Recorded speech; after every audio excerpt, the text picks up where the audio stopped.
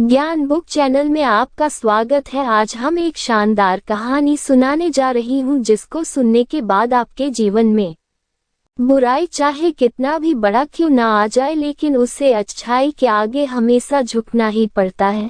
तो इसी सोच पर आधारित कहानी सुनने के लिए आप हमारे चैनल को लाइक, शेयर और सब्सक्राइब करके नए हो तो बेल आइकन दबा दीजिए, तो आपको नया वीडियो का नोटिफिकेशन मिलता रहेगा। तो चलिए सुनाती हूँ।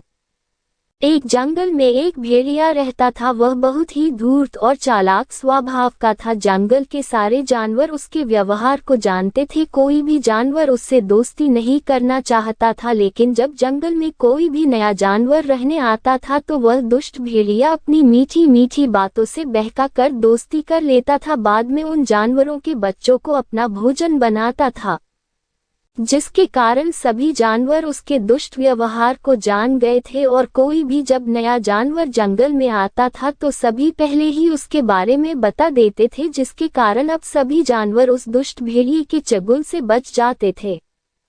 समय बीतता गया। अब उस भेड़ियों को भोजन मिलना बंद हो गया, जिसके कारण वह दिन प्रतिदिन दुबला होता जा रहा था। इसी बीच एक दिन एक हिरन का परिवार अपने छोटे छोटे 4 बच्चों के साथ उस जंगल में रहने को आए। तो उस चालाक भेड़िए की नजर उस हिरन के बच्चों पर पड़ी तो उसकी आंखें चमक गई और उसे हिरन के बच्चों के रूप में अपना भोजन दिखाई देने लगा।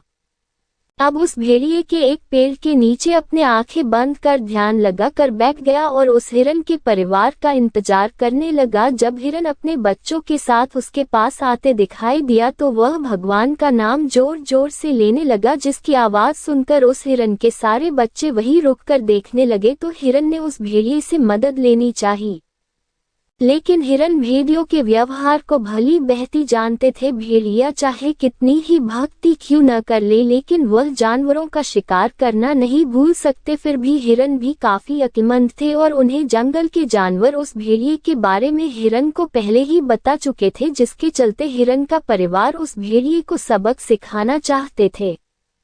इसलिए हिरन ने उस धूर्त भेड़ियों को पुकारा।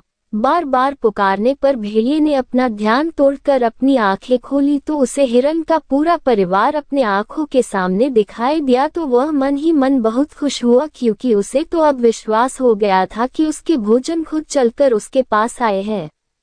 तब हिरन ने उस भेड़िए से कहा कि आप बहुत धार्मिक लगते हो। तो भेड़िए ने कहा कि अब मेरी उम्र हो गई है, इसलिए मैं अब भगवान में अपना ध्यान लगाता हूँ, जिससे कि जिंदगी में किए सारे पाप धुल जाए। लेकिन आप लोग कौन हो? लगता है इस जंगल में नए हो। तो तब हिरन ने अपने बारे में बता दिया और बोला कि हम यह रहने आए हैं। और इसके बाद हिरन ने भेड़िए से रहने के लिए अच्छे जगह के बारे में पूछा। तो भेड़िए ने तुरंत अपने गुफा के पास ले गया और बोला कि आप लोग चाहो तो यह रह सकते हो। तो हिरन का परिवार उस गुफा में रहने को राजी हो गए हैं। इसके बाद तो भेड़िया मौके की तलाश में रहने लगा कि कब हिरन अपने बच्चों से दूर हो और फिर वह हिरन के बच्चों को अपना भोजन बनाए। लेकिन हिरन अपने बच्चों को पहले से ही सचेत कर रखा था।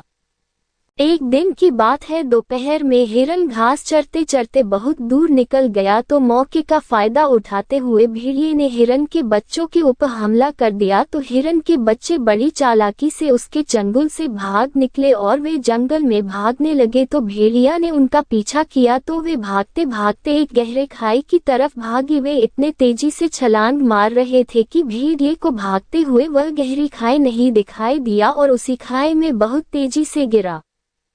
खाई इतनी गहरी थी कि कोई भी अंदर नहीं जा सकता था। इसके बाद जंगल के सारे जानवर वहां इकट्ठा हो गए और सब भेड़िए की हालत पर हंस रहे थे। इतने में हिरन का परिवार भी वहां आ पहुंचा और सारी बातों का पता चला।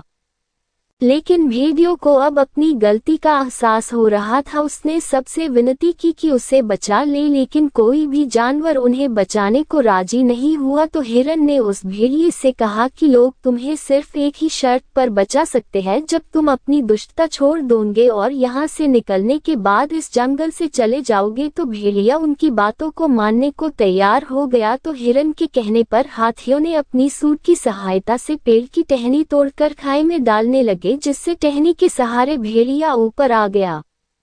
और फिर सबसे माफी मांगकर टन जंगल छोड़कर वह हमेशा के लिए ले चला गया। अब पूरे जंगल में शांति का माहौल था, सभी हंसी खुशी एक एक साथ फिर से रहने लगे। इस कहानी से हमें यह सीख मिलती है कि तो देखा आपने, दुष्ट प्रवृत्ति के लोग चाहे कितने भी अच्छे और भोले बन जाए, लेकिन उनके ऊपर विश्वास करना बहुत ही मुश्किल होता है, क्योंकि दुष्ट व्यक्ति चाहकर भी अपनी दुष्टता नहीं त्यागता है। जैसा कि कहा भी गया है, जैसे सज्जन लोग अपनी अच्छाई नहीं छोड़ते हैं, चाहे वे कितने भी दुष्ट के संगत में आ जाए, ठीक उसी प्रकार दुष्ट भी अपनी दुष्टता नहीं त्यागते। जैसा कि कबीर जी भी ने कहा है, संत न छोड़े संतई, चाहे कोटिक मिले असंत, चंदन विष व्यापे नहीं, लिपटे रहत भुजंग। इसलिए हमें जब भी किसी भी व्यक्ति पर विश्वास करें तो सबसे पहले उसके आचरण के बारे में जान लेना बहुत ही आवश्यक होता है, वरना कभी कभी यही विश्वास हमारे धोखे का कारण भी बन सकता है। इसलिए दोस्तों, हमें ये याद रखना चाहिए कि बुराई पर हमेशा अच्छाई की ही जीत होती है। तो आपको ये कहानी कैसा लगा कमेंट बॉक्स में जरूर बताएं और इस कहानी को शेयर भी जरूर करें। आपका दिल से शुक्रिया अदा करती हूँ। प्लीज़ एक लाइक और एक सब्सक्राइब कर दीजिए। आपका एक लाइक और एक सब्सक्राइब हमारे जीवन में बहुत मायने रखता है, प्लीज़ कर दीजिए। आपका धन्यवाद।